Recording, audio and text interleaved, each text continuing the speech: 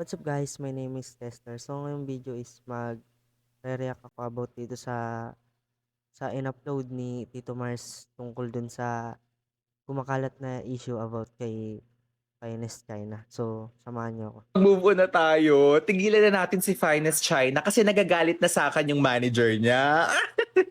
May nagtanong sa akin ate kung ano daw bang masasabi ko sa namumuong issue na to.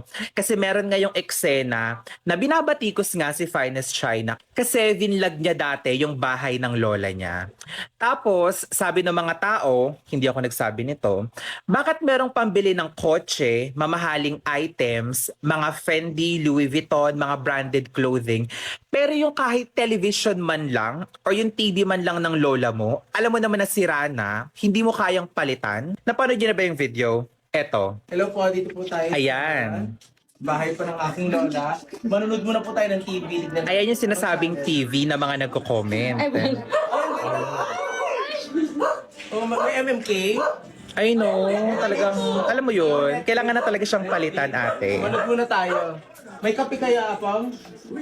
Dito po yung bahay po ng aking lola. Dito po kami bumibili. Hindi, joke lang po. Dito yung nung bata kami okay. Tutulog na rin ka. And binibisita lang namin. So, Pero in fairness, concrete na yung wall. ang ganda-ganda dito. Di ba yung TV namin nung bata? Sa pagkakaalam ko ha, vinlog niya yon bago niya bilihin yung Ford Raptor, yung kotse nga, na nagkakahalaga ng 2.3 million pesos. Ate, kung ako yung tatanungin ha, sa akin lang naman to, kung meron akong ganong kalaking pera, like nakakabili ako ng kotse na nagkakahalaga ng 2.3 million pesos, tapos ang syala-syala pa ng pamumuhay ko na pinapakita sa social media, tapos nakakagastos ako ng around 700 to 800,000 pesos sa isang bakasyonan sa Boracay. Like, ano ba naman yung palitan mo yung television ng lola mo na halata namang sira-sira na? Sabihin nating matanda na. Kasi di ba yung mga matatanda, hindi na sila masyado Ito lahat kasi ng tao may kanya-kanyang pananaw at paniniwala.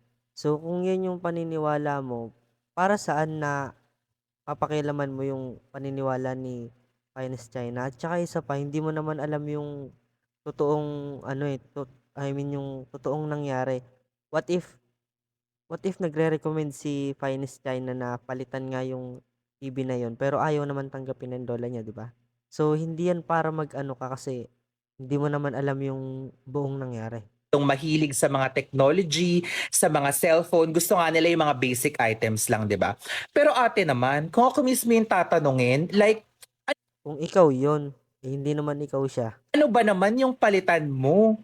Ano ba naman na, alam mo yun, kahit hindi naman sobrang advanced, kahit box type pa rin, halata ate kasi na kailangan na talagang palitan yung TV. Tapos, di ba? Hindi ko masisisi yung mga nag-comment, tsaka yung mga nagtatanong na, may pambili ka na ganito, ang bongga-bongga ng buhay mo sa social media, pero yung TV ng lola mo is hindi mo mapalitan. Which is valid na valid ate. Magkano lang ba yung TV ngayon? Di ba? Kahit hindi na flat screen or Ito sa tingin ko masyadong pinepersonal ni Tito Mars si Finest China. May isa ring content creator na nakapansin nun. Pakita ko sa inyo. Tito Mars, parang personal na talaga yung banat niya kay Finest China eh. Opinyon ko lang pare tingin ko lang. Kahit ako napansin ko rin. Parang masyadong pinepersonal ni Tito Mars si Finest China. Siguro masyado siyang naiinggit. Ganun.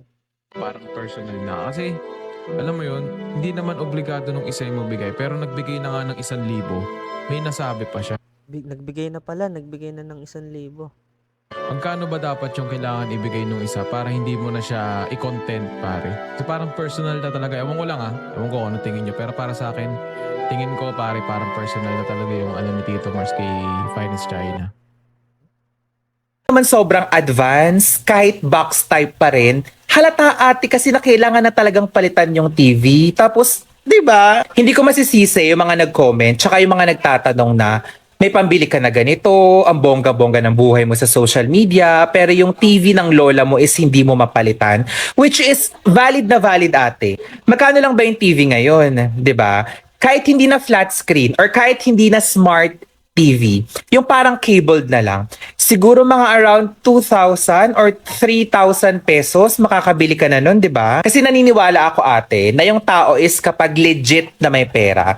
Like hindi ko naman sinasabing milyonaryo. Let's say, alam mo yung komportable lang yung buhay niya sa sarili niya.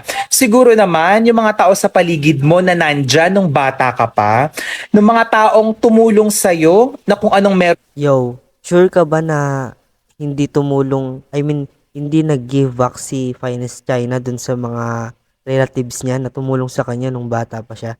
Kasi bago ka magsalita ng ganyan, dapat sigurado ka. ka na ngayon is bibigyan mo din naman yan kahit papano, di ba? Kasi ako ate, kung meron ako ganong klaseng pera talaga, like nakakabili ako ng mga mamahaling kotse and all, ganyan-ganyan. For sure ate, yung mga pamilya ko, lola ko, nanay ko, kapatid ko, is hindi ko man mabigyan ng bonggang pamumuhay.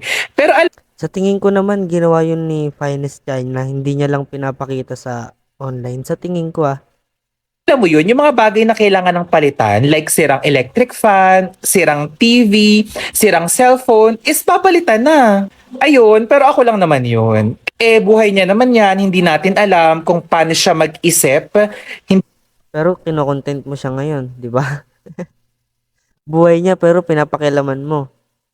Hindi natin alam kung paano niya gastusin yung pera niya. Pero kung ako yung tatanungin, parang hindi siya wise na ganun yun. Kasi, oo, sa Amerika, kailangan talaga yung kotse. Pero ate, kailangan mo ba doon ng Ford? Kailangan mo ba doon ng Raptor na sobrang mamahaling kotse? Hindi mo na yun para pansinin kasi pera niya naman yun, hindi mo naman yun pera eh. Halatang nayayabangan ka sa kanya tol, halata. Hindi, 'di ba? Like it's more of show off na lang eh. Kung ako yung tatanungin, it's more of medyo payabang. Hindi ako Nayabangan ka naman, di ba? Nayabangan ka naman. Payabang nga, nayabangan ka naman. naiinggit ate kasi kung ako sa sarili ko may pera talaga akong ganun. For sure yung mga tao sa paligid ko, lalong-lalo na yung pamilya ko is alam mo yun, yung mga bagay na kailangan na talagang palitan is napalitan ko na. Kaya naintindihan ko rin yung mga taong hanggang ngayon, medyo unsure pa rin sila kay Finest China. Sa kotse, sa mga binibiling lupa, bahay, kineme and all. Kasi ate, di ba, biruin mo, kung totoong nabili talaga yung Ford Raptor na sasakyan, 2.3 million. Tsaka yung mga palupa, Tiga mo, mali-mali yung mga pinagsasabi mo. Halatang wala kang alam sa kanya eh. Kumbaga, ginawa mo lang siyang ano eh. Tawag dito, may machismis lang kahit hindi mo naman talaga, hindi ka naman sigurado sa mga pinagsasabi mo. mga pabahay, kung totoong nakagastos talaga ng 700 to 800,000 pesos. Ano ba naman sana yung TV man lang, 'di ba? Is alam mo 'yun, kung ako ganon yung lola ko at may ganon akong klaseng pera, palitan ko niyente. Like ko sinasabi na para sa akin, kasi ate, iba-iba naman tayo. Hindi ko alam kung paano siya mag-isip. Hindi ko alam kung paano niya gastusin yung pera niya. Hindi ko alam kung saan niya ginagastos yung mga pera niya. Yun na nga, pero bakit chinichismis mo pa siya, di ba? May ma-issue ka. Pero at the end of the day, pera naman niya yan, pinagkakitaan niya yan, nakuha niya yan sa paraan niya. So, bahala siya sa buhay niya kung paano niya gagastusin. So, ayun, yun yung masasabi ko dito ate. Nakakaloka lang. So, yun lang guys. Ano sa tingin nyo? Anong pananaw nyo about dito? Comment lang kayo dyan. Yun lang. Peace out.